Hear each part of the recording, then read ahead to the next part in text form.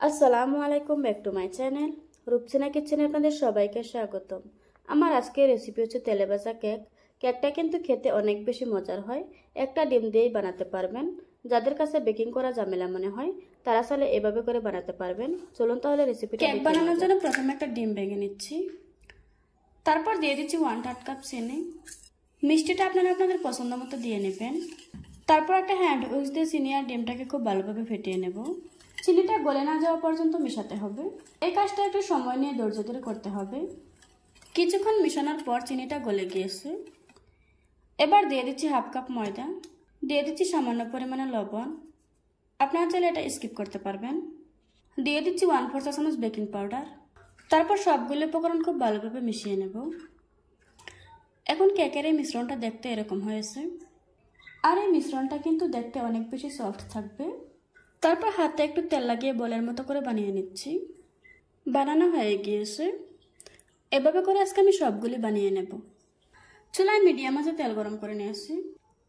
এবার আমি এগুলিকে ভেজে নেব। সবগুলি দেওয়ার পর এগুলিকে একটু সময় নিয়ে ভাজতে হবে। কিছুক্ষণ পর দেখা যাবে সবগুলো ফুলতে শুরু করেছে। চুলার আঁচ বাড়িয়ে ভাজলে কিন্তু উপরে পুড়ে যাবে আর ভিতরে কাঁচা থাকবে। আর এরকম চুলার আঁচ কমিয়ে রাখলে দেখা যাবে এগুলি নিজে থেকেই ঘুরে যাবে। তারপরেও হালকা হাতে নাড়িয়ে দিতে হবে।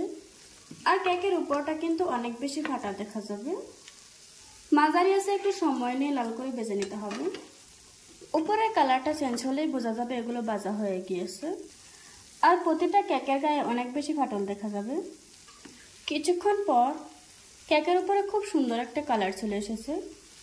এই পর্যায়ে চুলার আঁচ বন্ধ করে আরও কিছুক্ষণ এরকম করে নাড়িয়ে নিচ্ছি, যাতে করে এটা ভিতর থেকে খুব ভালোভাবে কুক হয়ে আসে। এখন আমার কেকগুলি ভেজে নেওয়া হয়ে গিয়েছে। এবার আমি তেল ঝরিয়ে একটা প্লেটে তুলে নেব। দেখুন বন্ধুরা, আমার কেকটা বানানো হয়ে গিয়েছে। একটা ভেঙে আপনাদের সাথে শেয়ার করছি।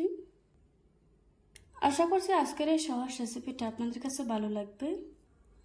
ভালো লাগলে আমার চ্যানেলটা সাবস্ক্রাইব করে পাশে থাকা বেল বাটনটি অন করে রাখবেন। আবারও কথা হচ্ছে নতুন কোনো ভিডিওতে। ততক্ষণ সুস্থ থাকুন, ভালো থাকবেন। আল্লাহ হাফেজ।